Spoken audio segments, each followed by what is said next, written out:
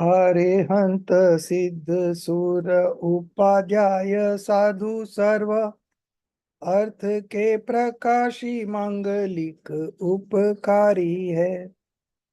तीन को स्वरूप जानी रागते भई जो भक्ति काय को नमाए स्तुति को उच्चारी है। धन्य धन्य तुम्ही से काज सब आज भयो कर चोरी बारंबार वंदना हमारी है। मंगल कल्याण सुख ऐसो हम चाहत है। हो मेरी ऐसी दशा जैसी तुम धारी है। हो मेरी ऐसी दशा जैसी तुम धारी है।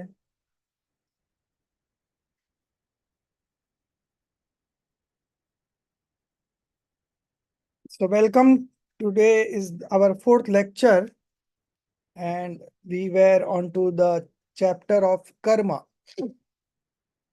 So we had covered two karmas, knowledge obscuring karma and the perception obscuring karma.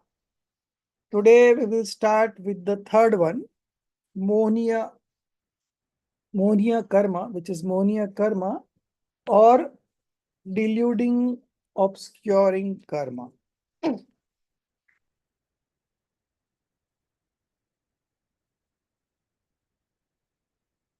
I would like to give one examples of each, the knowledge obscuring karma and the perception obscuring karma.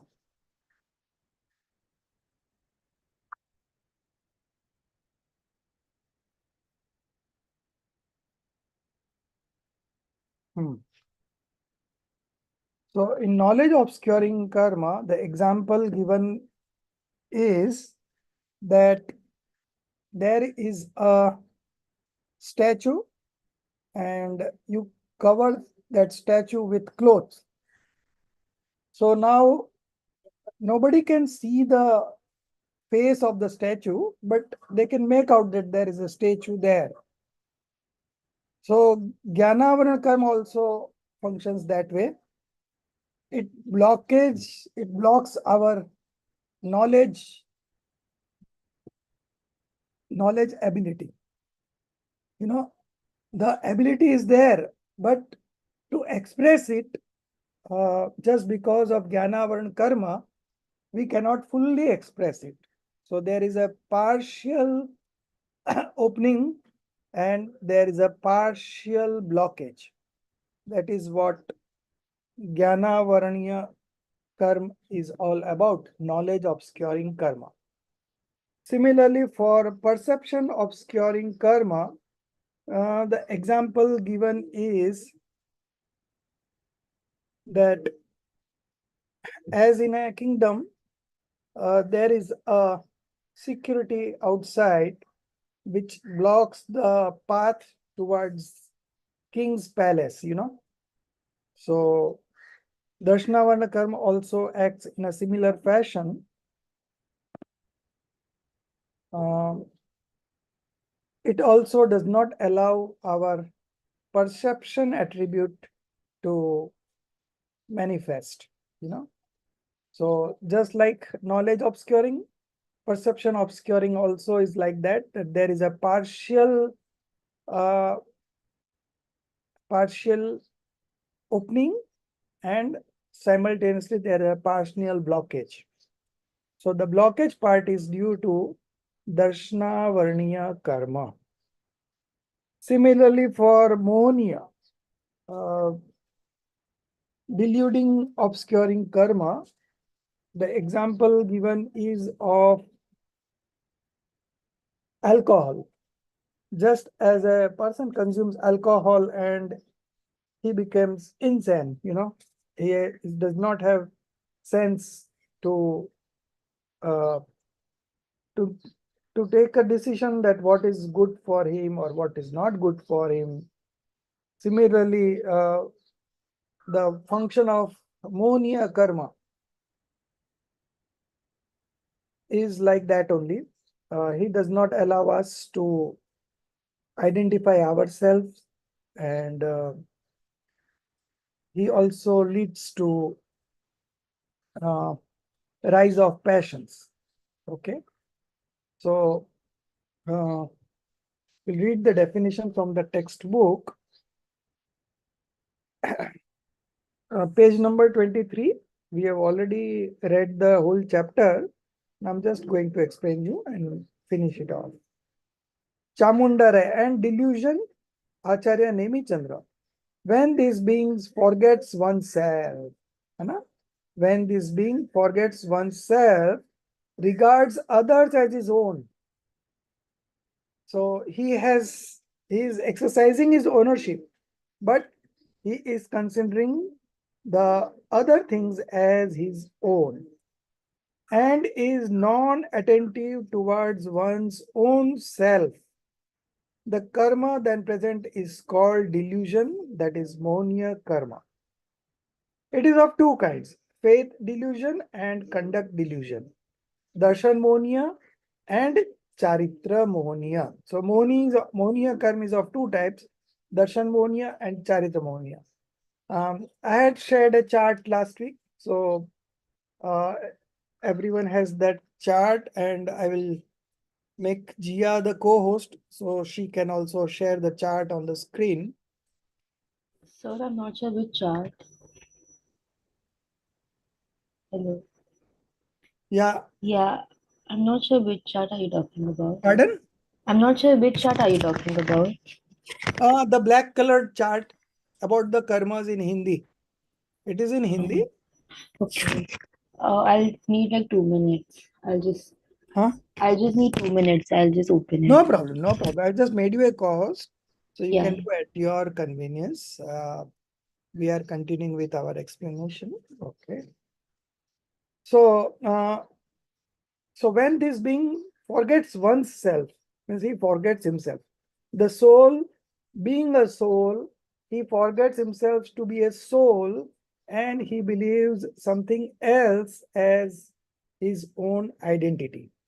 So sometimes he feels the body is her body, he's the owner of this body, or the body itself is soul, and sometimes he feels these toxic emotions to be his own, and sometimes he feels the association like the family, the house, the business, the car, whatever wealth, all these he identify himself with those.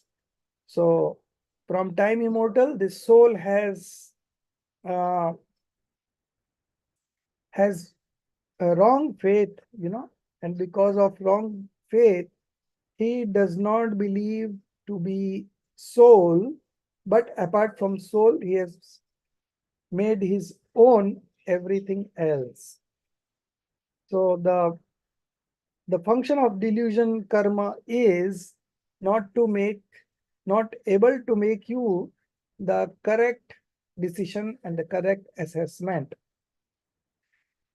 So long the delusion karma is there, the soul cannot make the right decision about himself. Yeah. So you see, Darshana Varniya. So these are again subdivisions. Jnana Varna has 5 subdivisions. Darshana Varna has 9. Okay. Then Mohniya. Mohniya, there are two parts.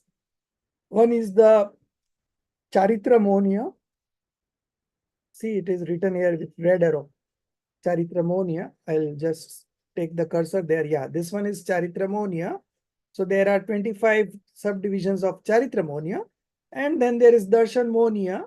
And Darshan Mohniya has 3 subdivisions. So all put together, Mohniya is 28.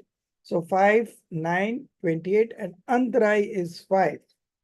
So Antray is obstructing, obscuring karma. Okay. So these have got 5 subdivisions. So now we are coming to that definition, but let's finish the delusion first. So this delusion is of two kinds, faith delusion and conduct delusion.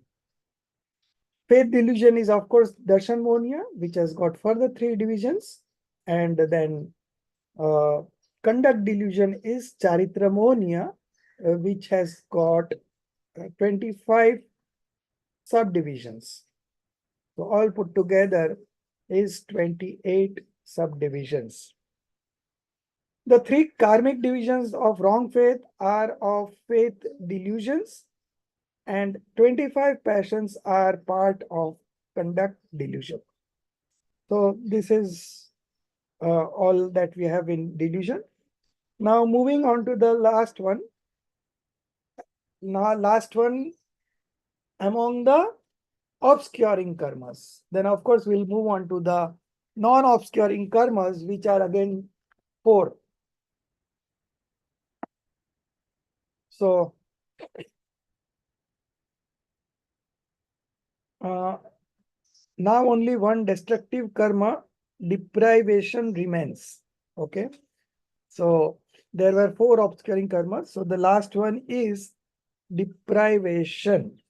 In the textbook, it is deprivation, but a good name would be obstructing, obscuring karma.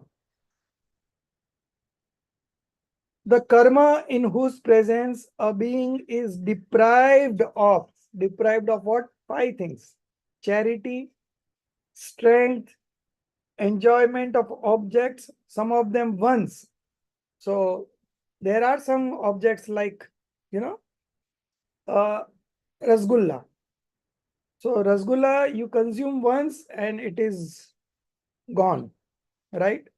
So some of them once for all and others repeatedly. But consider using a mobile phone. So you are using it again. So the one which is worth one-time consumption is called bhog. And the one which we consume continuously, just like a mobile phone, it is called upbhog. So there is dan, which is again a charity or gift. Then dan can also be donation. Then we have dan labh. Labh means gains. Okay. So it is not given in the textbook, but it is there. So labh is gain. Dan, labh, bhog, upbhog. Bhog is one-time consumption. Upbhog is repeated consumption. And the last one is virya. Virya means strength or the power. Okay. Is called deprivation. It is of 5 kinds. Okay. So it is also called obstructing, obscuring karma. So these are the 4. The example for this obstructing, obscuring karma is that of a cashier. The king has ordered to give, say, 1 kilo of gold to a certain person in his kingdom, who is having a marriage in his home. So in earlier days, when there was kings ruling, the kings were very generous, and whoever goes to the king for a help used to always help his people. So the king ordered that you give 10 pieces of or 1 kilo of gold to this fellow. So he instructed the cashier. So that fellow went to the cashier. The cashier said that I have closed everything and I put everything in lock and key. Tomorrow morning you come, I'll give you your gold. So he was supposed to get it then and there. But because of his antarai karma, it has been postponed. There has some hindrances coming in between. So like this karma, antarai karma, deprivation karma, obstructing karma, his function is that you are deprived of the charity, donation, gift, or gains, or consumption of objects once and repeatedly. And the last one is the power or the strength. So there comes some cause by which you are deprived of those things. In spite of king ordering to give, you are still not getting it right now, but tomorrow you will get it. So we say like that. Now, if our class is now going on, if I lose the internet connection right now, then I would say that, oh, my antarai karma. And similarly, yours also antarai karma, So even I want to explain something, but I'm not able to explain just because the internet connection has gone off. So then we say that there is a rise of antarai karma, So it is like that. So these four obscuring karmas we already studied. Now we will move on to the non-obscuring karmas. So there are again four. First one is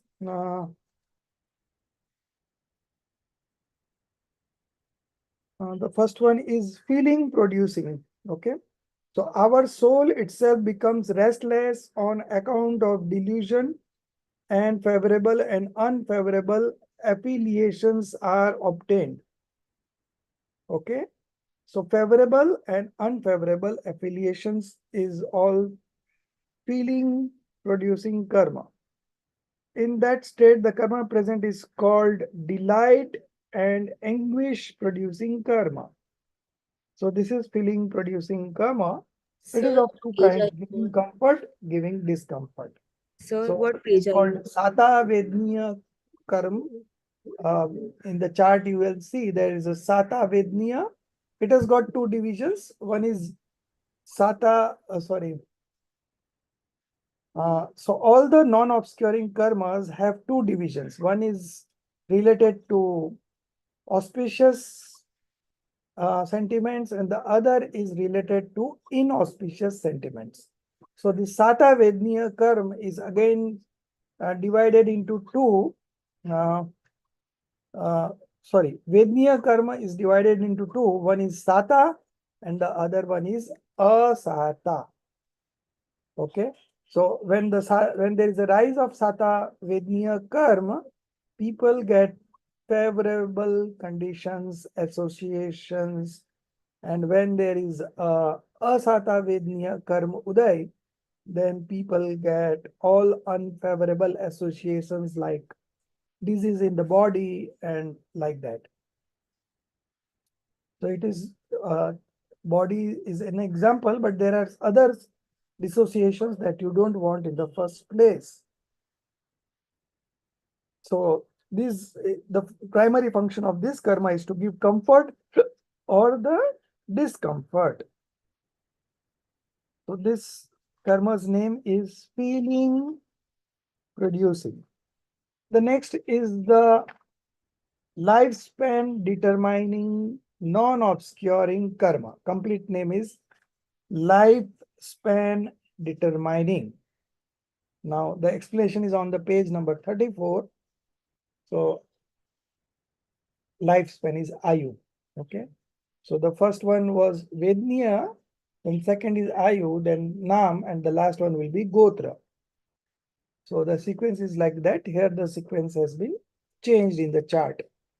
This being by virtue of its own ability remains in hellish, animal, human, or divine lives. Okay. So hellish is Narak. Animal is Tyrians. So it is not only animal, plants are also included. So a better name would be subhuman state. Okay. So subhuman state, it includes animals and plant kingdom. Then the third one is, of course, human life. And the fourth one is divine lives, that is the celestial beings. Okay. So there are four state of existence, and lifespan determining karma. Okay. The primary function is to take birth in one of these four realms of life. In that state, the karma is present called life determining karmic matter. Now, the coming on to the next, physic forming. The karma that is instrumental in the bodily formations, whether you are looking beautiful or unbeautiful, is a function of this karma. The karma that is instrumental in the bodily formations is called physic making karmic matter, Nam karma. Okay, so there are 93 subdivisions of Nam karma. And of course, I forgot to give you the examples uh, in Vedniya karma, feeling producing, and the lifespan determining.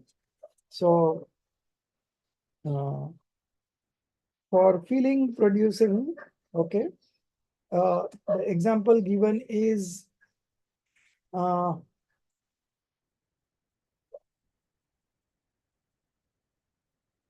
what we call talwar. Talwar is what? Sword, sword. So a sword uh, with a coat of honey. So initially it looks sweet to you, but then it cuts your tongue.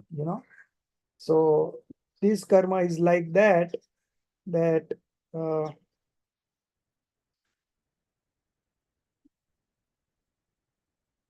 it brings in your association favorable and unfavorable conditions.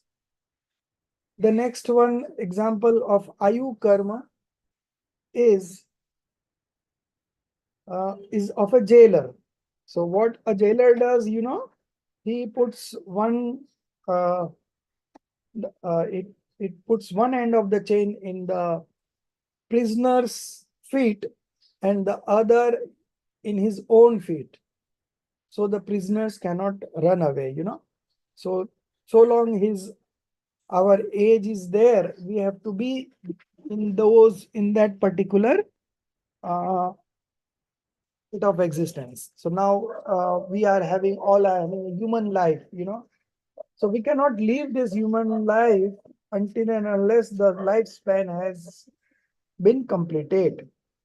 And the moment the lifespan is completed, nobody can stop us from living this body. So we have all come for a few duration. Now within this duration, the best thing that you can do is to get this kind of knowledge. The knowledge through which we can get liberated, the knowledge through which we can manifest right belief, right knowledge, and right conduct, because this is the path of liberation. And when you are going through the path of liberation, the end result is that you get liberated. So this is the best thing that we can do. And for this, we have joined this course. And I don't know why people registered and then don't come to the class and they don't reply also. Uh, Such a poor kind of commitment that we are observing. And then I wonder that because there is a intense delusion going on, he is not able to join. We consider ourselves to be very lucky and fortunate that we are able to join it and we are able to pursue this. Uh, Otherwise, if the karma gets intense, particularly the delusion karma, they take you away from this. And they in between brings up so many kind of hindrances that you are not able to continue this course. But we are not helpless. Help is at hand. If you tell me what is your problem, we can get it solved. And I've spoken to some of uh, the people, and I don't know anybody's attending today or not, but one or two have commitment that they are going to join. I think Samyak was one, but now he was there a few minutes ago, but he has been disconnected for some reason or the other.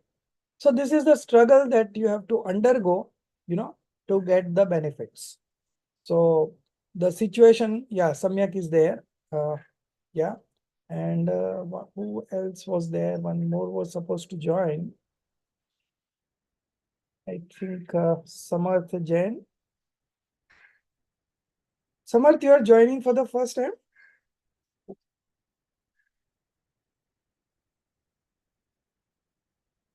So some of the names also I don't know, but I've messaged and tried to. So it is like that, you know. The job of the delusion karma is to keep you away from this kind of knowledge, because he knows that once you have access to this kind of knowledge, he has to leave. He has to leave, you know. We can very well take care of the delusion, and we can eliminate that delusion. We can eliminate the effect of delusion. So, so the wrong faith that was going on, it stops, and you have the correct faith, right faith, and with right faith, your journey of happiness begins, and ultimately it ends up when you get liberated, and then you are able to enjoy a permanent bliss, you know. So we being a soul, everyone wants to be happy, and you know, we have to know the right path of happiness. And so we are undergoing these studies, and in every class you will see that you are taught something on this line at how to get rid of this delusion. Like first step would be to identify the enemy, and the second step would be to destroy that enemy. So it's very important. So we were looking at the examples. So the Ayu karmas example, or the lifespan determining karmas example, was that of a jailer. So so long the jailer will move somewhere, the prisoner also has to move that way only, because one end of that chain is attached to prisoner and the other one is with the jailer. The next in the sequence is we were discussing about nam karma, you know, the good voice and the bad voice, and the good looks and the bad looks. All this is because of nam karma, and we believe that we are beautiful, you know. So just because of delusion, we believe that way, but actually our beauty is function of nam karma, and soul has nothing to do with it. So example given for this physic forming non-obscuring karma is that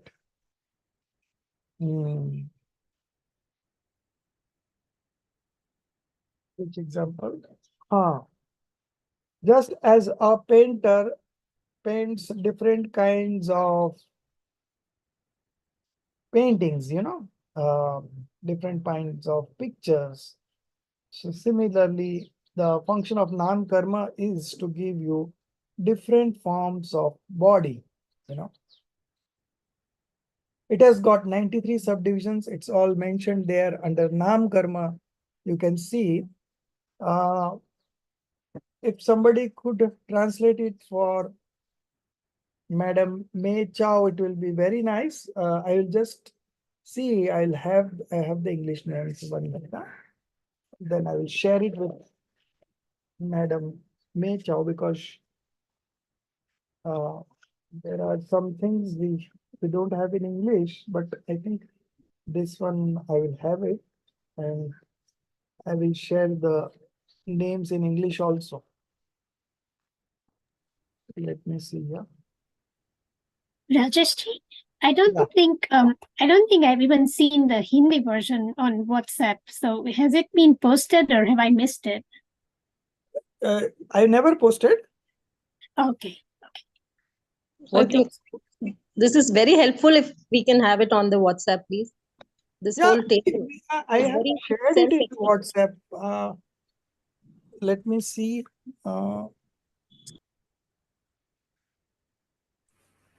I think it was shared on the Hindi lessons. Hindi lessons, but Oh. Yeah, because I know I got your from the Hindi lesson. 1 minute, I'll just check. Do you have this in English too? No. I'm just trying to locate. If I get the English names, I will make a arrange to make a English chart also. But I think I have forgotten, or I have shared with my group leaders. So I just shared it. I had it. So whatever I Yeah, you shared it with us. you know, that Okay. is for the group only. And Okay. if you are not able to do that, you just inform me. So I will do it. At least Okay. students should get Yeah, I've sent it. no problem. So once I share with my team leaders, I think that they will do the job. Then I forget, but I've never tracked it. So anyways, so next time onwards, we'll be more careful about this. So this is a Hindi version, but nevertheless, I will find out the English names also. It's going to take some time, but definitely I will find the English names for each of the karmas, subdivisions. The major divisions, though we can always make it, but the subdivisions, that's a real challenge, like 93 Nam karmas, So 93 names you have to find out. So it is going to take some time, but in meantime, you can have broad divisions without the names, because in our textbook, they have not given the names of the subdivisions. They have just mentioned it, how many subdivisions are there. So we have 4 for lifespan, 93 for Nam karma,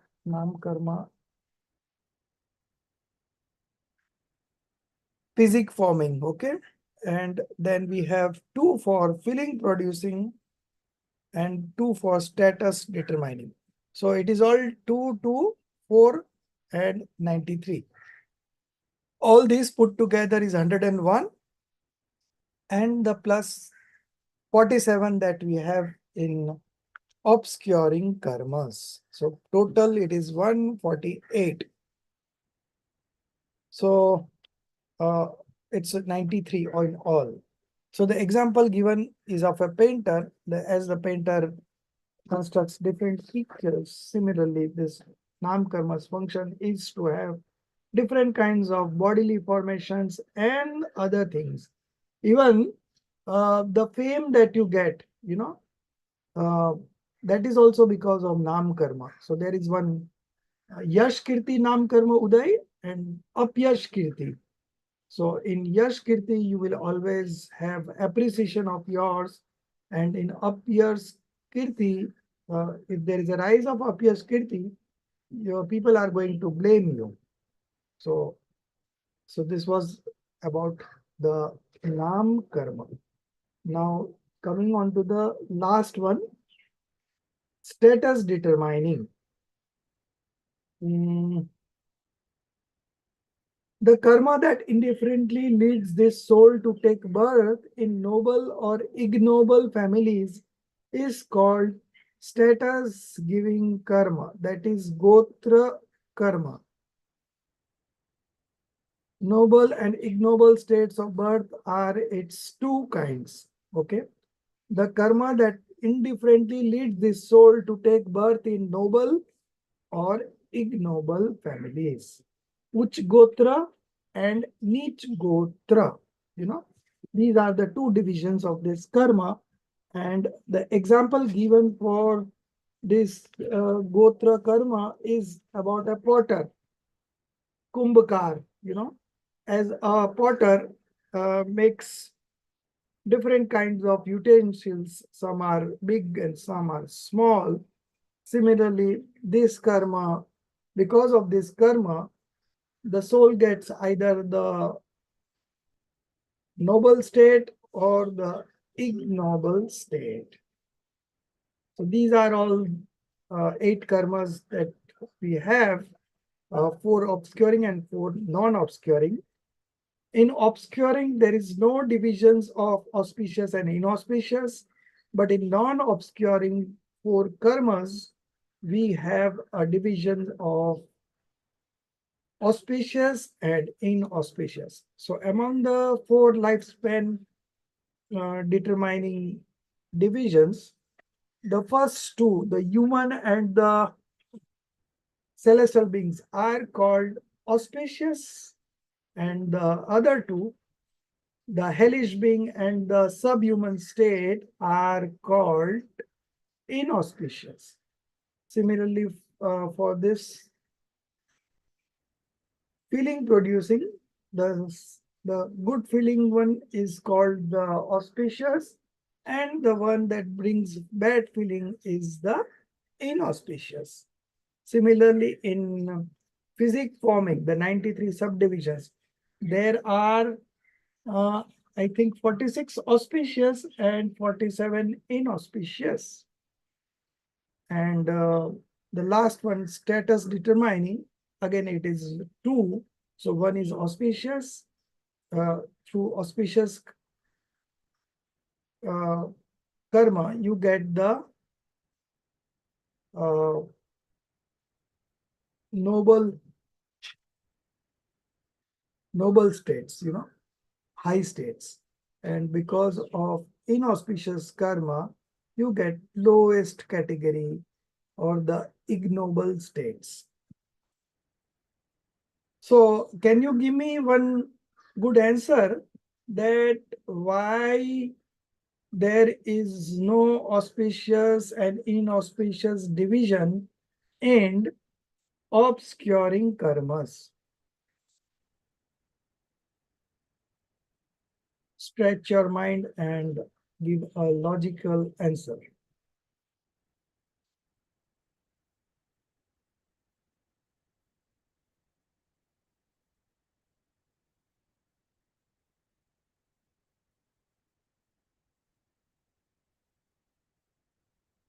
In non-obscuring karmas, we have a division of auspicious and inauspicious. So why there is no division in obscuring karma? I Hmm. just feel weird about the question because obscuring karma is caused by inauspicious behavior already. So there's no need to differentiate because it's just inauspicious. Yes. Exactly. That's what I was saying. Yeah. True. So in the obscuring karmas, there is no divisions because all the obscuring karma are,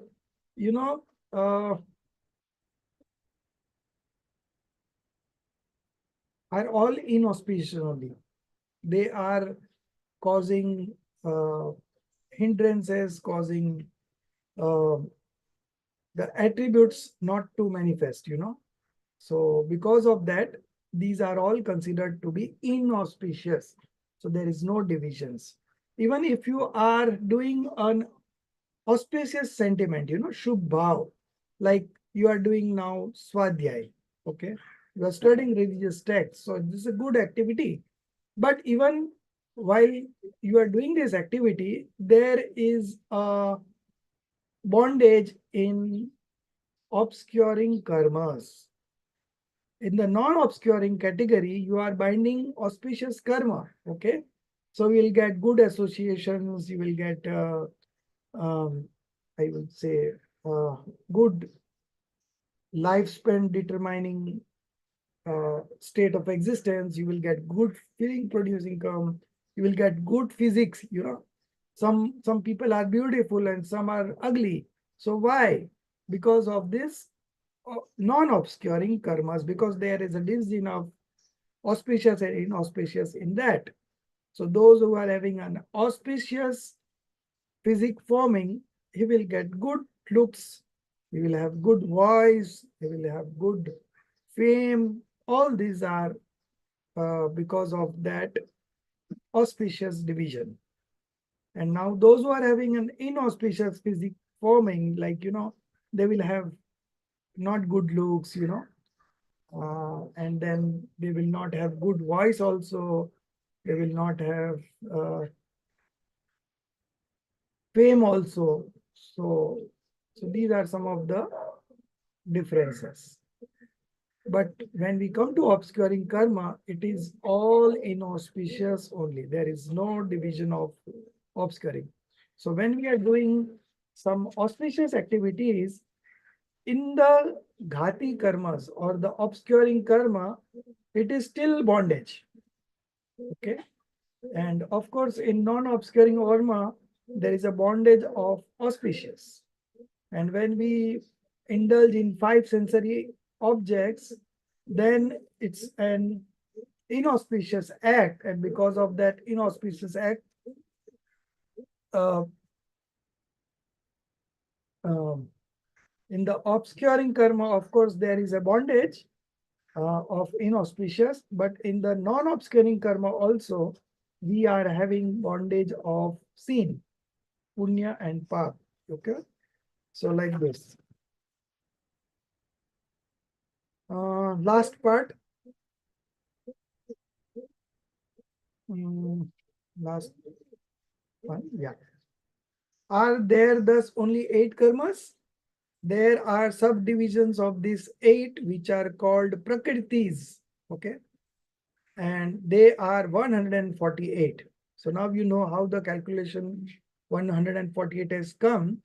47 from the obscuring karma and 101 from the non-obscuring karmas. Okay. We can understand by divisions made from other points of view, so that we are not discussing right now. At this stage, only this much is enough. If you want to understand these at length, you should read Gomatsar Karma Kand. So now I want to tell you something more on the karmas, which is not there in the textbook. 4 or 5 points are there. The first point, these karmas are not human beings, Now, depending on the kind of sentiments that you manifest, you get the results. Now, I'll tell you that if you commit a murder, okay, what punishment you are going to get, Roshni ji?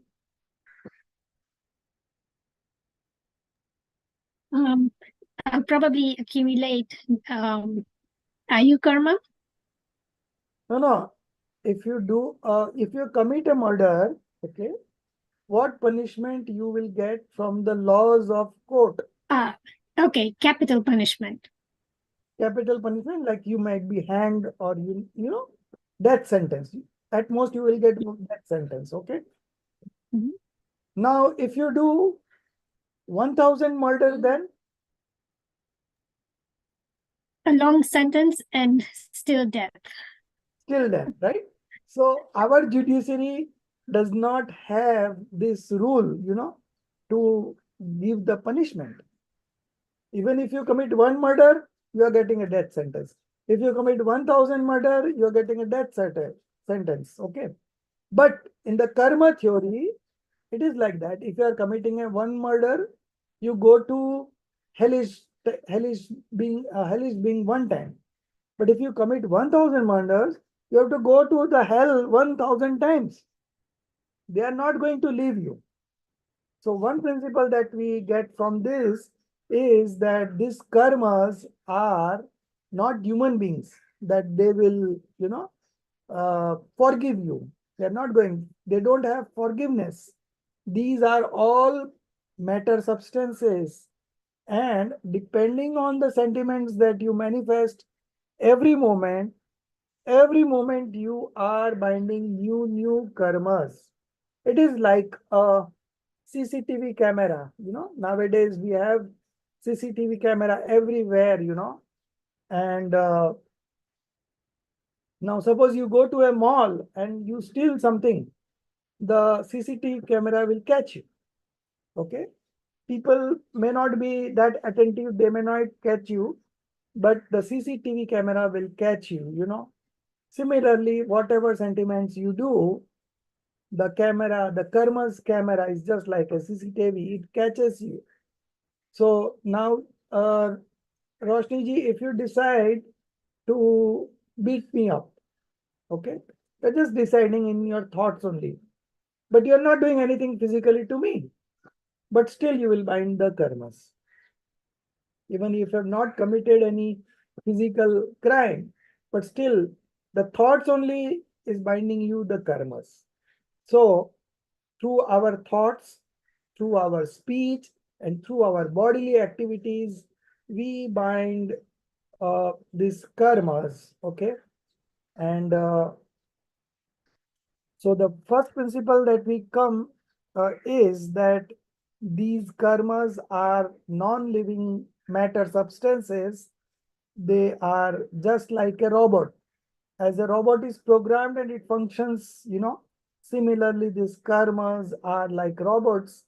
They have been programmed in such a manner that if you manifest this sentiment, you will have this kind of karmas. If you manifest some good sentiments, if you save somebody's life, you will get that kind of bondage. So every moment the bondage is happening, your any thoughts, any activity, any speech, whatever you do, it all binds you either the good karma or the bad karma, either the auspicious karma or the inauspicious karma. Okay. Only when you are manifesting pure sentiments, Shuddhopyog, then only there is no bondage, new bondage, but there is dissociation of influx. Okay. So there is stoppage of influx and there is dissociation of influx. So it does not bind. But so long you have been manifesting auspicious and inauspicious sentiments, you are binding either auspicious karma or inauspicious karma. Then next principle that we get from this karma theory is that there is never anything wrong happens to anybody, anytime, anywhere. Whatever is happening to you is just the fruition of your old karmas that you have bound. So there is always a question coming up that why this has happened to me. So now you are getting the answer that whatever is happening is all perfect. It is not that something wrong is happening. It is all perfect. We only have done this action in our earlier life. So these karmas have come into fruition. There cannot be any fruition of karma without bondage. The one that we have previously bound, that only comes into fruition, and as per fruition, we get all the results. So in India, there was a very heinous crime of rape that happened to Nirbhaya. She was brutally raped and killed. Ultimately she died after 1 month. And there was so much of hue and cry throughout the nation. Everyone was thinking that injustice has been done to that lady. But the karma theory says that nothing injustice can happen to anybody. It is all justified. We never see backtrack to the previous birth. Parsvanath and Kamat. Last 10 lives they were together. And in every life, Kamat used to kill Parsvanath's soul. And the last birth also, Kamat attacked Parsvanath. Okay. But Parsvanath remained absorbed in his own self and he got liberated. But a person of a status of a Tirthankar who has got the highest level of auspicious karma, even if he gets inflicted, then who are we? Even the person having the highest level of auspicious is also being punished. Just because those karmas that he has bound, that you have to face anyways. There are certain karmas which never changes. These are called nikachit karma. So if you have bound this nikachit karma, you cannot get rid of those karmas, It will definitely come into fruition and it will create a level of suffering in your life. Okay. So now through karma theory, we know that it is all our past karmas that is coming into fruition. There is no point in blaming anybody because those are just an instrumental cause. The chief cause is our own karma's fruition. So we should not blame others and we should accept, whatever is coming to us. And in that situation, you have to be happy. If you are happy, then there is no inauspicious rise of karma for you. Only when you become unhappy, then only we say that there is an inauspicious rise of karma. Okay.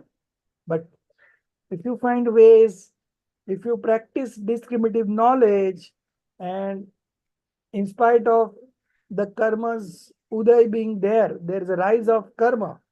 Still, you are not suffering. You are still enjoying it. You are finding ways out to see that, oh, nothing has happened. I'm having only a small problem. See, people are having huge problems. And this small problem is nothing. You can take it that way also. And you can make it very big also, why this has happened to me, these, that, so many, because of that person, I got this and that. You have many reasons, and all this will bind you new karmas. So whatever we have bound earlier, we are not aware. That was all because of our ignority. Okay. But now we have learned this karma theory. We have learned about the elements, about the substance, about the modifications, about the attributes that we have. We know our exact identity now. So we should try to practice discriminative knowledge and we should always be happy in all situations. If you become unhappy, then we will say that there is an inauspicious karmas as instrumental cause. But if you are able to weather that situation, if you are able to overcome that difficulties, then you can do that, and then you will be always a happy person. So there is a challenge that all we have, and because of that challenge in our life, we are studying the scriptures so that we can overcome these challenges, and nobody can make us miserable, will not suffer from any kind of miseries if we have correct understanding of these concepts. So karma theory is very important. I already said that there is no compassion or forgiveness with karmas. So those who do bad things in their life, they always get by bondage of these karmas, and then the fruition of those bondages comes up and he is inflicted punishment of whatever deed he has done earlier. Nobody is going scot-free. 1 minute. So these karmas are always, giving you fruition as per your manifestation of sentiments. The CCTV camera, also the last point about this karma theory, that these karmas are like guests, when a guest come to your place, Jia, Yes. when a guest come to your place, when you invite them, right? Yeah. And if you invite them for a dinner, they come for a lunch? No. No, they will come only on dinner. Similarly, karmas are like guests. If you invite them, they will come to you. And they will, if they come also, they will be for that fixed duration. that you have invited, you know. So if you don't invite karmas, means you don't bound those karmas, they will not come to you. If you are doing always good things, in life, and you are not indulging in any of the sinful activities, then you will not bind inauspicious karma and you will not have any adverse situations or difficulties coming in your life. Simple. And those who are suffering now from one thing or the other is just because of their past karmas. Otherwise, nobody suffers on their own. It is just because of the rise of the fruition of karmas that he has bound in his earlier birth. Now, in this context, if you consider that you are getting associated with a study which is going to liberate you. So what level of auspicious karma you would have bound earlier? You just can imagine. In the scriptures, it is mentioned that our auspicious sentiments, our auspicious karma are greater than that of a Chakravarti. Because we are getting this Jinvani, we are listening to this Jinvani, we are having access to this true Jinvani. Jinvani is Jinendra Bhagwan ki Vani. So Jinendra Bhagwan's speech is Jinvani, and Jinendra Bhagwan's speech directly comes from the sermons of Tirthankar. So who will be more lucky than you? Nobody. You are having the highest amount of luck, and those are who missing this opportunity. For them, I would just make you alert that if you don't exercise what you get because of your auspicious karma, okay, then that auspicious karma also get destroyed. Okay. पुण्य का उदय, पुण्य के उदय में अगर आप अच्छा काम नहीं करते हो तो वो पुण्य का उदय नष्ट हो जाता है. So we have got this access to this true God, true scriptures, and true monk. Now, if we don't exercise our options, okay, then we are going to lose this auspicious karma. We will never have again a chance to study this kind of scriptures. Okay. So, the concern about the people who have joined this group, they have registered in this group, and they are not continuing with the studies is this only, that the opportunity that you are having, you are not sensing this opportunity, and you are being carried away with something which is not going to benefit you in any way.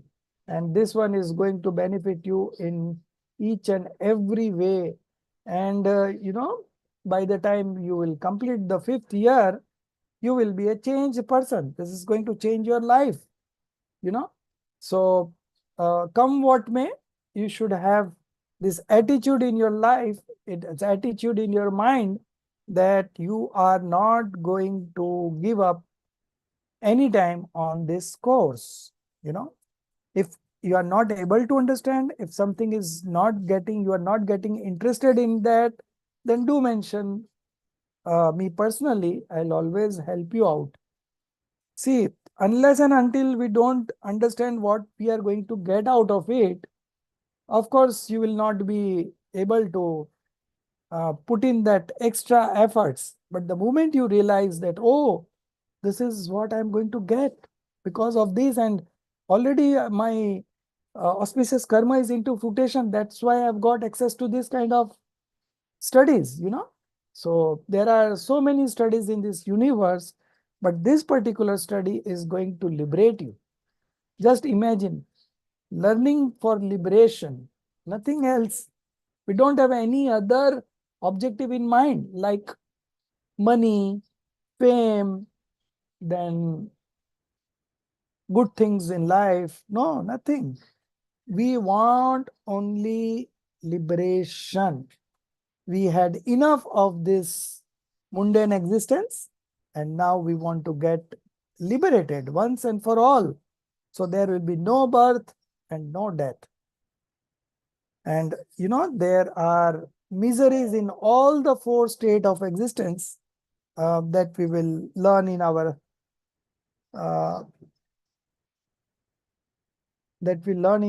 Chardala and Moksha Marg Prakasak in the same time next year. Okay.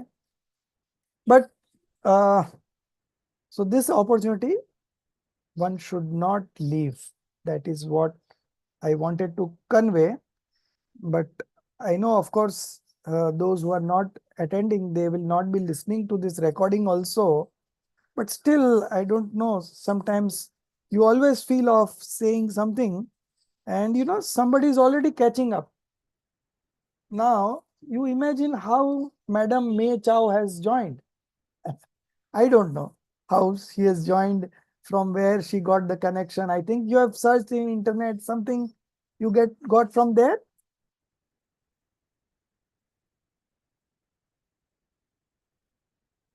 How did you come to get to know this about this course?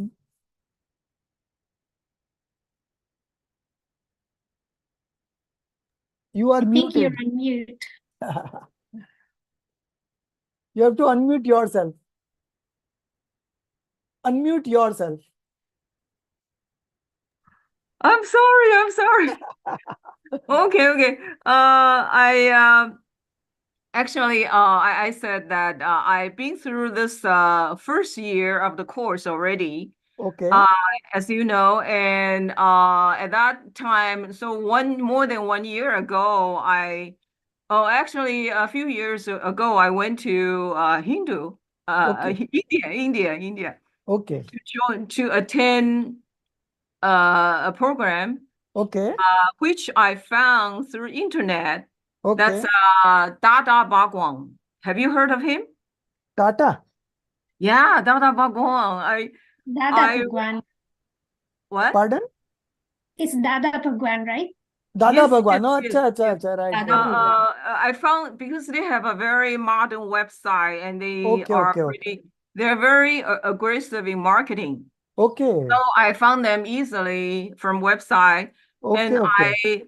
I really enjoy reading Dada Bhagwan. So I've been Okay. reading it for half year every day. Okay. And every time I was amazed. Wow, he is so interesting. His explanation of things is very interesting. And I found out they have program VD, Vietnam, or whatever. So I went to India to Okay. attend. Okay. And of course, I didn't get enlightened. Okay. I didn't get enlightened, but afterwards, I decided since I made a long trip to India, I don't want to just go back to Taiwan for nothing. Okay. So I researched online again, and I found 3 places, Agas Center, and another 2 places. Anyway, it's all related to Srima Rajchandra. Srimad Rajchandra, right. Yes, I really like him too. So there are so many masters that I really like. They all can help us get enlightened. Right. So anyway, I went there, went to 3 places and came back. And later on, let me see. Oh, okay. Through website, so of course, there are a few websites that I can download a lot of books. One of them is the one that you're using. Atmadhar? Oh yeah. Oh yes. Oh, so the couple, the administrator, the organizer for that website. Right. We were in Well, they actually taught me a lot and they introduced me to this program. Okay. Oh, oh. So see what I kind of really enjoy it. so your auspicious karma has got into fruition, and just because of that, you are getting all the right connections. You know, so Yeah, I'm really grateful. yeah. So you're doing very good, and we never know, even if you have taken a birth somewhere else, but still, because there is a rise of auspicious karma, you are getting the right connection and you are getting the right path of liberation. And you are not only getting the path, but you are getting into the studies of those, you are working hard on that. So all these are very rare, very rare. You need to have auspicious karma in your bank to get this access to this kind of knowledge. So all that is coming It's to very interesting. Actually, I don't need to have punya. I just feel it's very, very interesting. yeah, but see, like all this has come fruition, and you are actually increasing your punya right now by doing the right things. Okay, so you will have a very shortcut journey, to get liberated. It's not going to take long for you because your efforts are in that direction. So the kind of amount of effort that you put in, you get the results. So now, like we have joined, how many people are there today? 12 people, right? So we have around 50 people in this group, 50 people, and out of this 50, I think maybe 15 or 20 would have attended this class one time or the other time, okay? But then the other 30, they never attended this class, So just imagine what kind of, they are already having an auspicious karma, so they're registered, And not many people do register here, only 50 people had registered. Now, and this is again an exclusive English batch. Okay. So very few people opt for these kind of things. We do have many batches in Hindi and Gujarati going on, but very few have this kind of this English batch. We are doing it not for the first time. Of course, last couple of years we have already done. We are already running English batches, but we have very limited access to textbooks, and things are going on still. But the question is that irrespective of the language barrier, irrespective of what other things that is coming up in between, still people are finding reason to attend this, and taking time out to attend this. And the kind of fruition that will come, and the kind of happiness that is going to come, then these all efforts are very, very, I would say, minimal effort that we are putting in, and we are going to get the maximum mileage, maximum benefits from this kind of studies. So actually, we are trying to focus on the main part, the ourself. So this can only happen because there is a rise of auspicious karma, Otherwise, if you have done something earlier, like, we were talking of antray karma. So all those people who are not able to join, they have rise of antaray karma. Now, what was this antaray karma in English? It is obstructing, obscuring karma. So they were supposed to acquire this knowledge, but in between the obstruction has come and they are not able to join, they are not able to join in spite of registering and in spite of interest and in spite of having access to this kind of things, still they are not continuing. Why? Because there is a rise of obscuring karma. So we'll come to the last part of this discussion. So we are all dependent on karmas?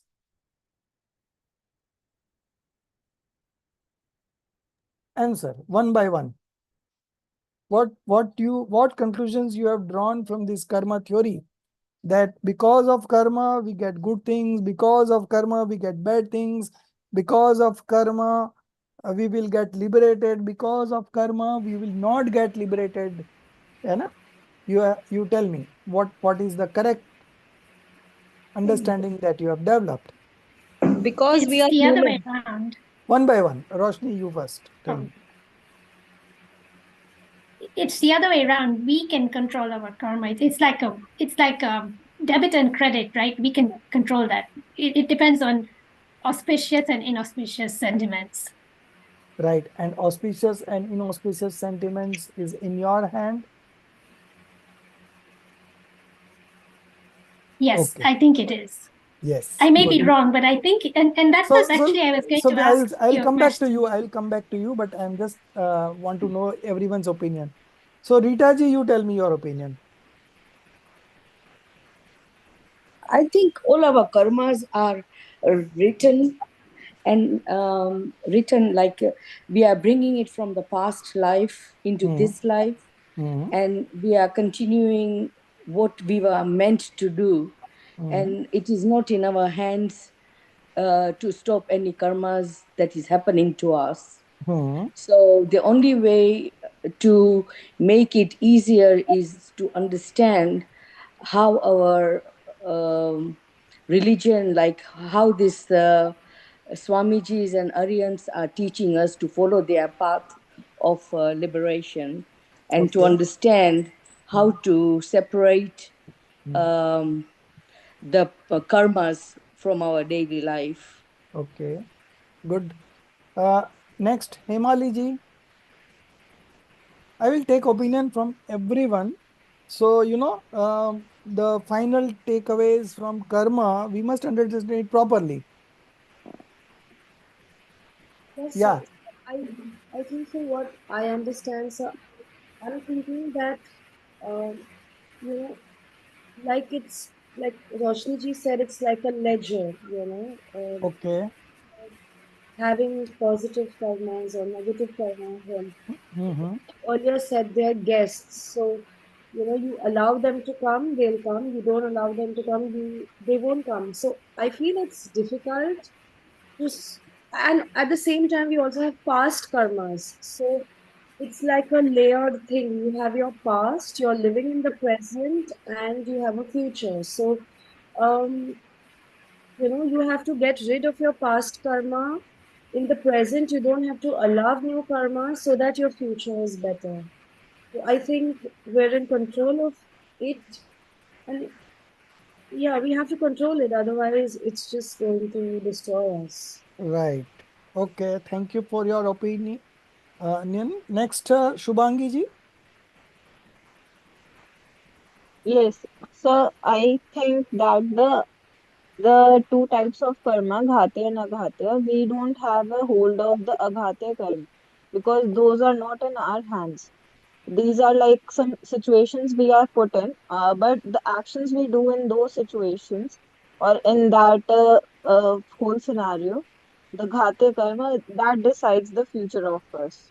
That binds us in a whole new journey, Okay. according to me. Shefali ji. Yeah, Jai sir. So again, I also think it's like a ledger only, plus and minus. Okay. But also because we've done some bad karmas in the past, we are not able to do good things, even if we are planning to do. Like sometimes, we think, I want to do this, but somehow you end up not doing it. Okay. Samyak. I think karma is like the particles, and over time they kind of bind to our atma. So by doing bad karmas over time, our atma is sort of hindered by that. So the only way to get out of that is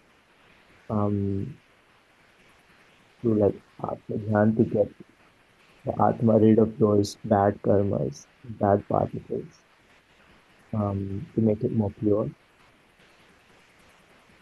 Okay. Pratibha ji?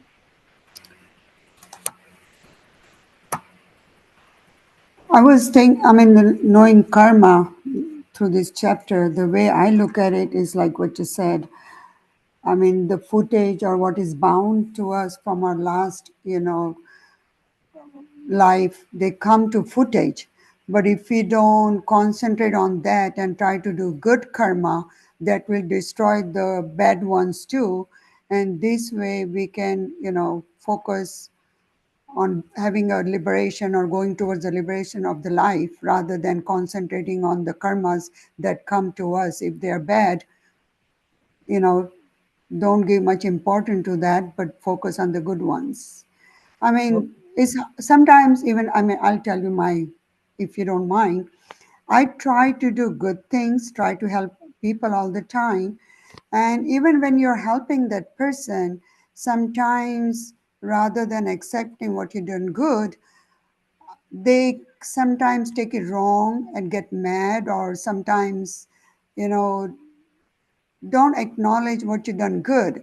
And that one thing, that time I try to control, hey, maybe I not done enough for this person or something. You know what I mean? So that's what I'm trying to learn from your karma or these lessons, that we have to focus on the good one and not the bad ones. Jia? Yeah, what I learned was like whatever we face in this bhav, like even our suffering is linked to like our past karmas, and instead of feeling bad about like what we're experiencing now, we should just acknowledge that, and all that we can control is like the actions we do in this bhav, because that will affect our karmas in our next life. Like yeah, that will affect the karmas that bind to us, which can impact the like what we face in our next life. Yeah. Okay, good, good. So who is left? Malti ji? Yeah, thank you. I have a different opinion on this. Like it's very difficult to understand that there is this whole cycle of karmas. There is somebody there up there keeping the maths of all these karma. So good karma has to have a fruition and a bad karma has to have that fruition. But anyway, somewhere ये प्रामाणिक है इसलिए थोड़ा सा मानना पड़ रहा है. But I believe we are a humans. You know, we've been given this life. We are blessed with one life, which is very valuable. कर्म तो हम करेंगे ही. We will be tempted by all these 148 types of karmas. So we will, but we should endeavor to do the best according to what we learn from probably these scriptures, what we learn from nature, what we learn from the life around. We should try to do the good karma. And if there is bad karma, definitely our Jinwani also tells us कि कर्मों की निर्जरा हो सकती है through penance, through I mean through maybe punishing ourselves with something so that we get on to the right path again. That's what I feel. Yeah. Oh, okay, good, good. I got a very good answers from all of you, and this will make things very easy for me to come to the final conclusions. Thank you all. I think I have touched everyone. Oh, do you want to listen about my Yeah, no, you already gave your opinion in the beginning itself. So, but still, if you were to say something extra in this regard. that's okay. No, that's fine. Yes. Okay. So, Jai Jinendra sir, Madhu here. Right. You are. What? Jai Jinendra sir. So, sir. what I feel that whatever suffering or whatever we are enjoying today is because of our past karma. Right. Secondly, we sometimes when we are inflicted with some pain, any type of pain, we are bound to think why this is happening. But the next moment, since we've come to know it's all the fruition of our past karmas, we become slightly, matlab not slightly, a lot. Matlab we think it's all because of our old karmas. But one thing I've seen that when we follow our soul, our inner mind keeps telling us what is wrong and what is right. So when we follow our soul in every moment, or not possible always. We do not make money, we do not sin around. And that is what I've been trying to do, to follow my soul every moment. So this has helped me, and I think this is the fruition that I'm joined this class. Okay, so very nice interpretations from all of you. And now we are concluding about this whole karma theory. So one thing that we have to all understand is that we already have bound karmas. That is true. Everyone has bound past in karmas in their past, in their past life. And in this life also, we are bounding karmas every moment, you know. But our Tirthankars, our Acharyas have taught us, you know, they have written in scriptures certain knowledge. And if we acquire that knowledge, we can get rid of all these karmas and we can get liberated, you know. So the karmas are there, we accept its presence, but it is of not that level that you cannot do anything. Because if we would have been a puppet to karmas, then there was no point in putting efforts. So Acharya is telling that whatever karmas you have bound in your earlier life, forget it.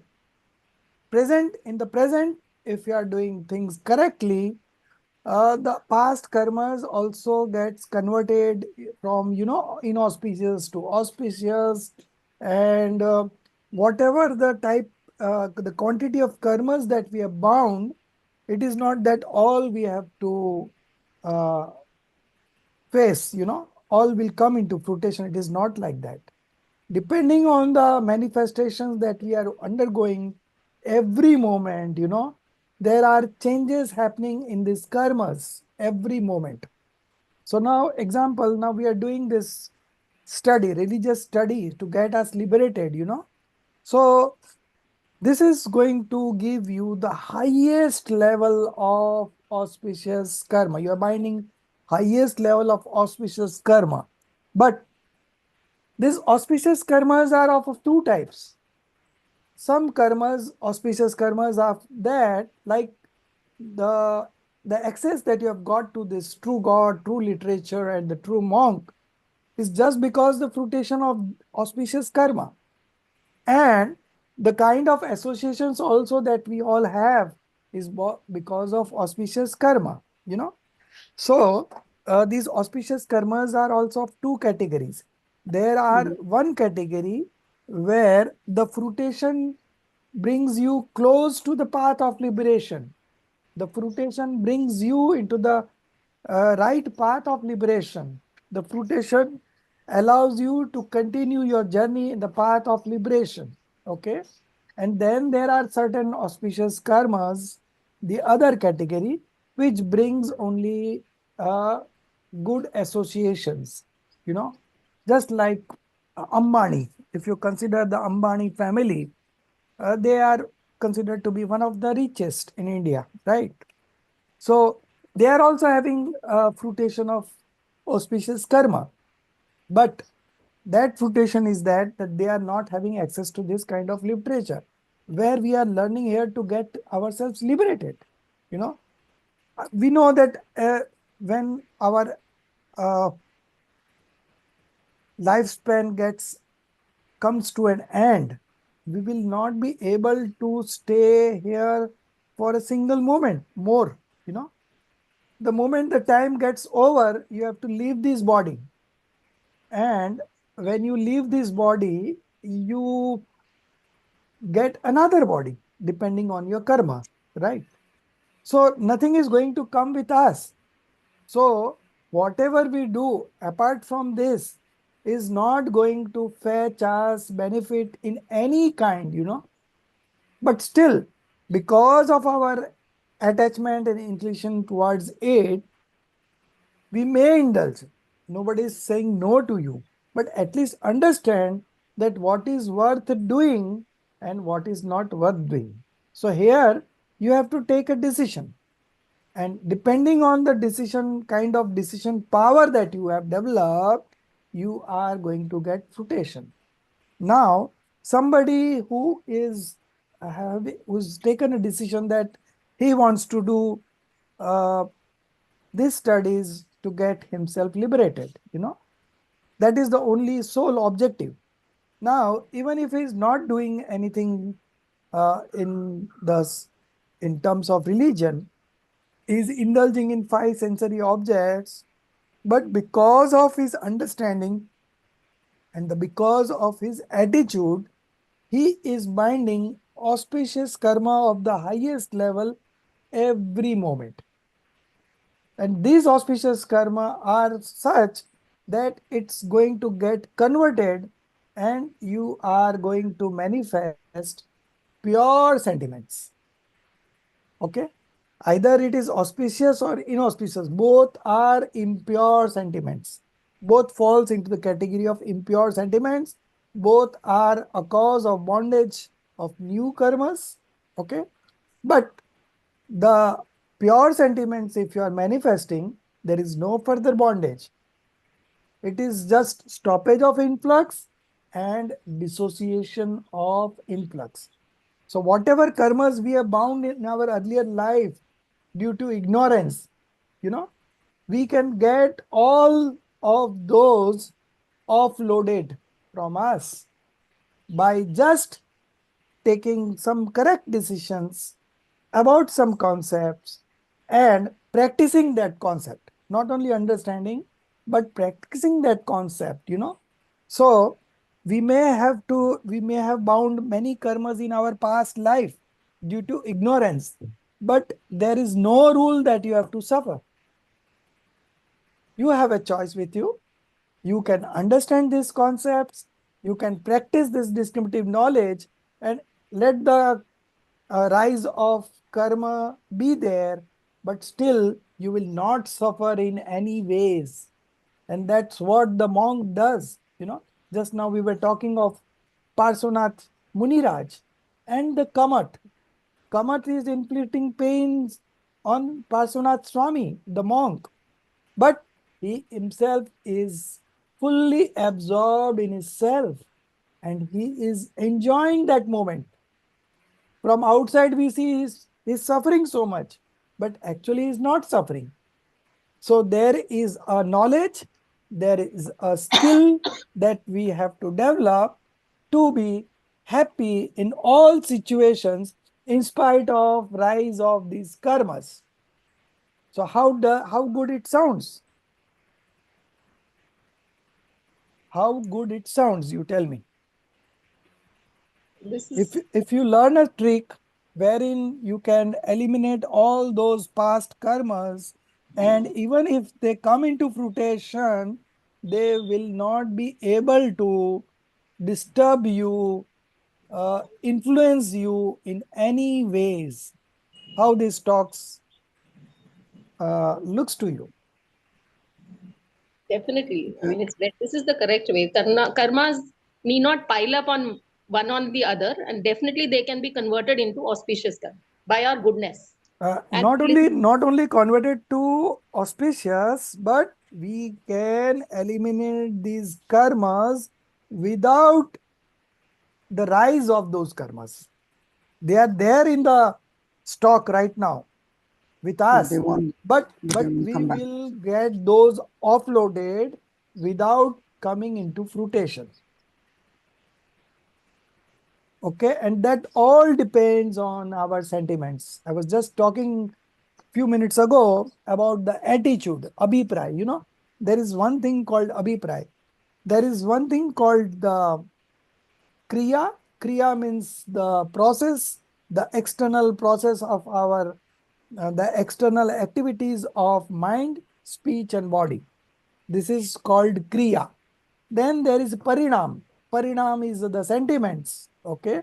And then there is abhipray. So abhipray is your attitude, your understanding, your faith, Now we are changing things at the faith level and the sentiments will change automatically and the external activities will also change automatically. We have to put in efforts in only changing our attitude. Okay, it's so difficult to change one habit, that old sanskar still keeps on coming, and it's very difficult. Now somebody who has got into a kind of vices, it's very difficult to leave all these things. But once you get involved in this kind of studies, all the bad things, all the sins, all the passions that you have, it automatically goes away. You don't have to put in extra efforts for those. So whatever miseries that we have in our life are all going to go automatically. You have to just be attentive, listen to this properly, understand this properly, and finally arrive at a decision. And based on this decision, your destiny is going to change. Your destiny is going to change. Nobody will be able to inflict a pain or suffering on you. There is nobody on this earth. It is only by your choice. If you want to suffer, you will suffer. But if you decide that I don't want to suffer, I want to be happy in all situations, this thing is quite achievable in this life. And that is our objective, from studying the scriptures, that come what may, I am winner all the way. Whatever the life has to throw, come everything at one stroke. I don't mind, because I know not a single karma can disturb me. Not a single karma can influence me. Not a single karma make an impact in my life, because I am full of qualities, infinite qualities. I have so much of treasure, wealth with me, that these small karmas are nothing for me. It's not going to create any impact in my life. That level we can develop with proper understanding, right guidance, and right efforts. So, ball is in our court. It is not that we are all dependent on karmas, and if the karma brings bad things to our life, we will suffer, and if it brings good things our life, we will enjoy. It's not that. We are not at all dependent on our karmas. And that was the purpose of learning this karma theory, that, oh, karmas are there, we accept its presence, but we never allow them to disturb us. It is our own strength, and it is our own understanding that we can develop, and we can be always happy. Just the kind our Tirthankars were just like us in some life, and they started on this journey and they got liberated. Not a single karma was able to hold them back. But we have to properly understand these theories. Otherwise, with this, all the karmas will always haunt you. That, Rita ji, why you are having this disease? Then what would you say? Oh, my karmas has come into fruition. Then there could be another answer. That, no, this is nothing. I'm enjoying this disease that I've got. I'm enjoying the fruition of karma that is coming through, because I know these karmas cannot cross its boundary and come into my territory. And not a single quality of mine gets into karma. We are two separate things. In spite of the rise of karmas, in spite of Kamat inflicting pain on Parshvanath Muniraj, he was calm and enjoying. Even a Narki, hellish being, he is having so much of miseries in that life. And still in between those miseries, he attains Samyak Darshan, right faith. Samyak Darshan can be attained in all the 4 states of existence. Even you can attain Samyak Darshan in celestial being, in hellish being, in subhuman state. Of course, the condition of having mind is very much there, because there are some animals who are not having mind, man nahi hai. Okay, so those living beings who has got a man with them, that is called Sangi Panchendriya. Sangi Panchendriya means those with having a mind. So if you are having a mind, you will able to put in the efforts, and when you put in the efforts, you can diffuse all types of karmas, no matter how big karmas you have bound. But there is a way, and we have to learn that way, and that will make us independent, karma free, right now, and in this life, and with simple few lessons that we have to understand properly. And not only understand, we have to arrive at a decision. So your decision making power is going to make your destiny. The kind of efforts that you put in here, that is going to decide your destiny. So we are all independent to do good to our life. We are not dependent on karma or for any external means that will help us to get rid of this. We are independent. We are self-capable, and we have to just exercise our options, our choices. So you have a choice to be happy in a particular situation, and you have a choice to be unhappy in that particular situation. Now it depends what you decide. Okay. So one thing is very sure from the karma theory, that this karma theory we are impactless. This karma does not affect us from one perspective.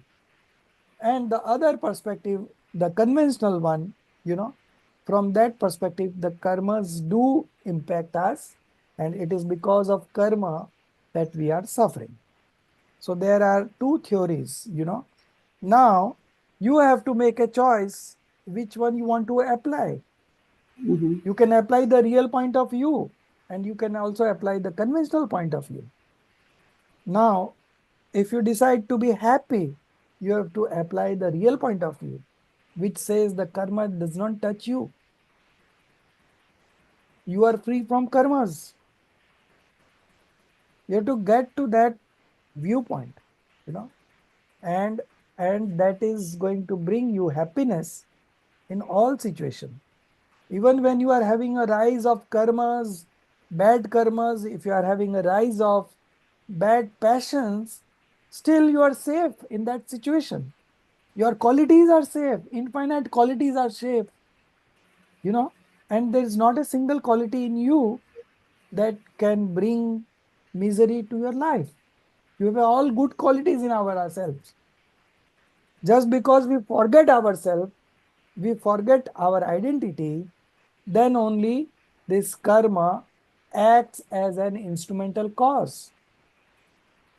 But if we take charge of our life, if we take charge of our ability, if we take charge of our efforts, we can bring happiness in any situation. There is no suffering in life. We talk of miseries, but these are all a kind of imagination. When you see it from real point of view, there is no problem anywhere. There is no karma affecting us anywhere. So now it makes sense to make efforts. We are not dependent on karmas. But what kind of efforts you have to make? Can anybody give me a good answer?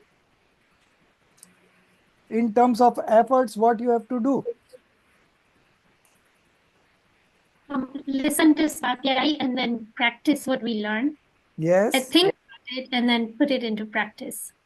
Yeah, and then arrive at a decision, right? Yes. Right? Decision making is very important. Very important.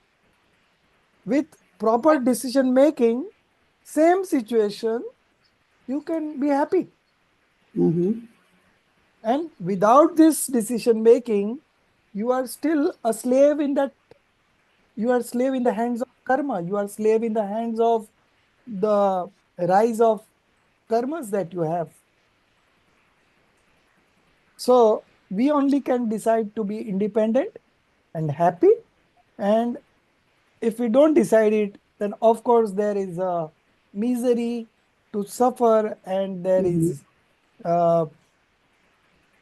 bondage that is happening, and that cycle is going on. Now we need to break this cycle and come out winner, and that we are capable just by applying the right efforts, the right direction, with right guidance. We are always going to win over any situations. Nobody can inflict a pain. Nobody can, even if you are having a cancer, right now, it can do nothing to you. You can be still very blissful in that stage. It's all the mindset that we have developed, So we have to change that mindset. We have to get the right kind of attitude, the right kind of understanding, the right kind of faith, These are all what we can do right now to make our life better. Right faith, right knowledge, right conduct. So the conclusion is that everything is in our hands, If we decide to be happy in all situations, then there is no force in this earth that can make us unhappy. And that's why we have covered karmas from both point of view, from the real point of view, nischay, and the conventional point of view, vyavhar. So from vyavhar, we say that we are bound by karmas. But at the same time, the nischay says us that you are not bound by any karmas. You are totally independent right now. And with this kind of attitude and understanding, the journey that you will undergo will also be happy, and the ultimate result, the path of liberation, and the end of that path of liberation, you will get liberated and enjoy eternal bliss forever. This is the potential that each of us has. And it is our duty to exercise, to bring that potential into practice, fruition, and make our life blissful. So everything is in our hands, and you will see within a span of 6 months, you will understand everything. We'll understand everything, but you have to stay here 6 months, and within 6 months, you will be so strong that nobody will impact you. So it is our good auspicious karma that has come into fruition, that we are having access to this kind of knowledge, this kind of scriptures, and not only we are having access to the scriptures, but we are studying it, and we are going very deep into it, and from that level, if you see the things, it's all very good and all very happy. So blissful is our quality. It's our quality. Our soul is a powerhouse of all those good infinite qualities. It is not 1, 2, 30, 47. It's infinite in numbers. So I'll share with you, I have to do that translation anyways, about the 47 qualities that has been mentioned in Samaisar, you know. And each quality has a specific functions. And with those functions, if you know the function of each qualities, you will yourself feel so much of blessed that, oh, I am possessing this kind of qualities. And with those qualities only, we are going to embark on this journey of liberations. Having known the function of each quality is going to help us. But unfortunately, we don't have that in syllabus, in this 5-year syllabus. But I will take some time to teach you. And you know, presently it is there in Hindi, but soon I will get it translated into English. Only one-liners, you know, one-liners. And maybe with those things, at least it will give you a push-up when there is a adverse situation in your life. You have to just remember these qualities, you know, and this will bring that point of time happiness in you. I'll give you one example how this is possible. Do you have any questions, Hemaliji? No, sir, I was just going to say, if you need help with translation, I Oh, live very close to IIT Bombay and they have a whole translation software. okay. Include So 30 I'll send you the languages. Hindi script. You Yes, get me translated, you know, and I'll check it up. yes, So sir. that will be verified. I'm so glad that you have volunteered for this work, and it will make my things very easy and I fast. So good. So Himali, did you give an opinion on your karma? I don't remember. Yes, sir. I was saying that it's a ledger of your past. Yeah. So now everyone knows what is exactly the karma. So whatever all you have said is all true, but we have to get the clear picture. Karmas are there, but we are not dependent on karma. We are beyond that karmas. You know, uh, the the point of view from where I'm talking is that this karma doesn't touches us. So we don't have to worry for whatever we have done in the past. You know, in the past we have done all bad things also. Even Tirthankars also have done it. In these Tirthankars, in their previous birth, they were prostitutes. And they were in Nigod. But still they got liberated. So, whatever wrong things we have done in the past, whatever wrong things we have done in this life also, never feel guilt of those, because we have access to this kind of descriptive knowledge where if we put that in practice, nothing can come between us and our soul. Between us means the active consciousness that is there every moment. We are knowing something. No. Janna, janna, janna. Janna mera kaam. That is my job. To know is my job. And things are coming automatically in oh, you have got 47 Shakti in Jain English dictionary. Oh, that's good. Yeah, I think Kiritbai's Gosalia's dictionary had this 47. So we have got very ready access. I will just share. Yeah, I will send. I'll try to send that after the class through WhatsApp. Yeah. Good. So we have already got a translated version. Thank you so much. I also had known about it, and but now I have forgotten. So I thought that I'll get it translated once again. But since we have already got it, it's good. So we can straightway, you know, start practicing it. And there are 47 in numbers, but there are infinite qualities. Just Acharya Amrit Chandra Dev showed you a sample of 47 qualities of yours, you know. And with those qualities, if you like, I'm also trying to remember all the 47 names, you know.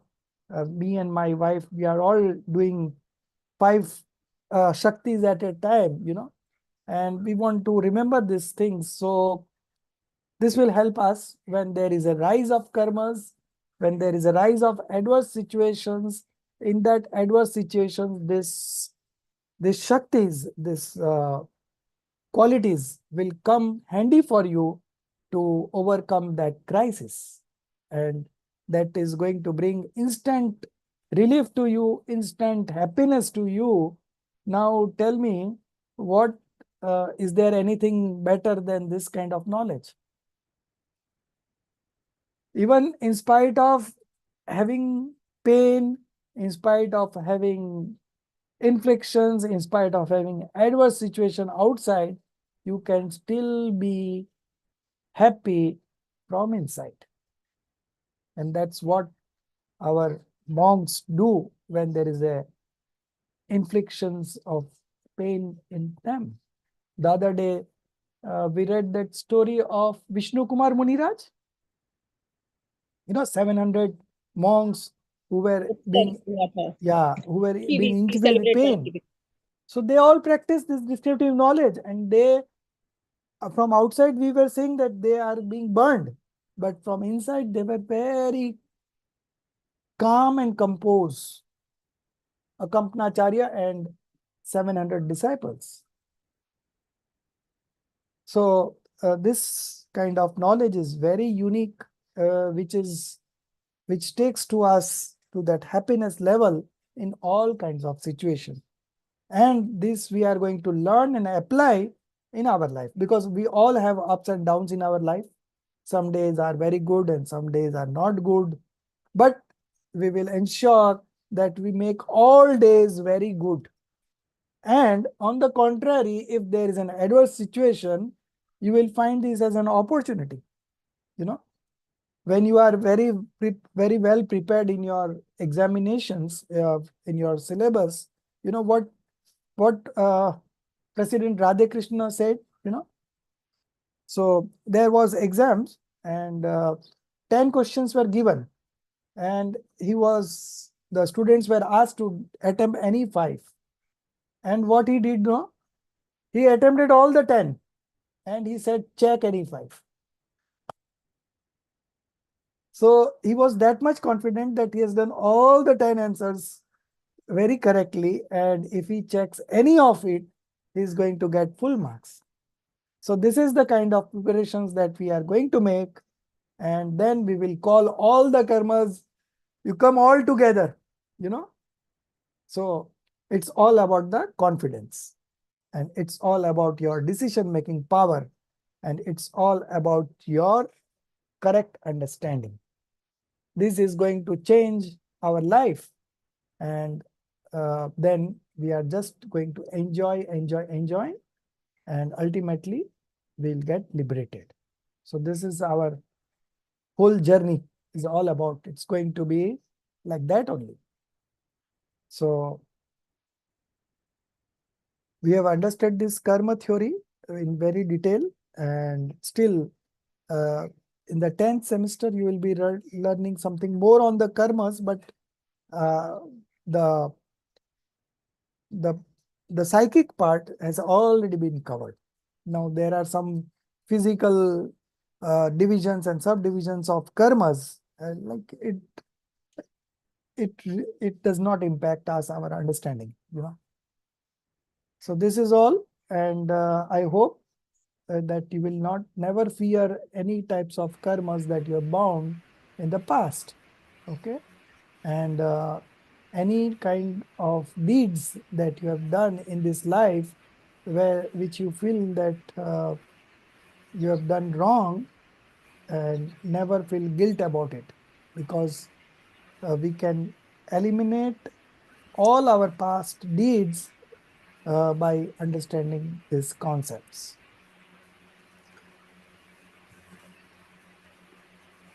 Okay, so any more questions? I have a quick question. Yeah. Yeah, like what you're saying, do all the good karma. We try to do everything good. But even after doing good, if some people try to make you feel that you've done something wrong, so does that still affect or like So again, you have a choice. come to us? Again, you have a choice. Uh-huh. You can choose to get affected, and you can Or choose not to be like. happy in that. You know, Mhm. you have a choice. So somebody saying something, how does this impact us? Nothing. Now, if you analyze these things, whatever he is saying, he is not saying. His soul is not saying, right? And the words that is coming out of his mouth, these are all matter substances. And he is not the doer of that thing. And from our perspective, this is just rise of our karmas. We must have done something wrong with them in the past life. So they are doing wrong things to us, uttering wrong words to us. Okay. So if you can analyze these things at that point of time, you will never not get impacted. If a mad person says you something, do we mind? We don't mind, because he is a mad person. What value it has on us? How does it impact us? Yeah, Emaliji, you were saying something? So I just had one question. So how do we know that this is a fluctuation of our past karmas, or are we, being taken to create new karmas? Is this a test for new Yeah, karmas? very good question. I had also this question in my mind for a long period of time. And sometimes the questions do come up and we don't have any access to that kind of solution at that point of time. So we always forget. But it is always, we will consider it, it's always the past we have already bound, and then only there is a rise, right? It is not that you are doing something new. So when there is a rise of karma, we will think that way, that in the past, we must have done it, to neutralize that sentiment at that point of time. Okay. But then there is another aspect that it might happen, it may help us to prevent from binding new karmas. Okay. So, so when it is a rise of karma, we should always feel that we have done something wrong in the past and that has come into fruition. And when you want to get rid of some sentiments that you are undergoing through, which is binding you karmas, then to stop that sentiments, you have to think like that why should we bind new karmas?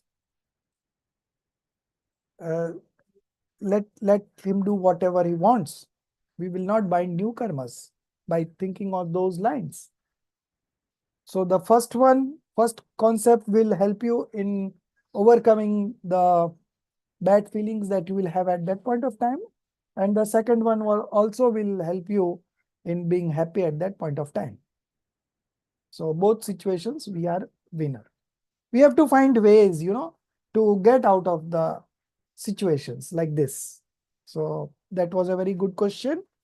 So there is no specific rule as such, but we have to take it this way, so that in both the cases, we are the happiest person and we are the better person. Good question. Anything else? Yes, Rajeshti, I'm not sure I'm understanding what pure sentiment means. Does it mean no sentiment at all? Because there's auspicious, there's inauspicious. So sentiments if you get rid of means parinam. Sentiments means bhav, your bhav. wow.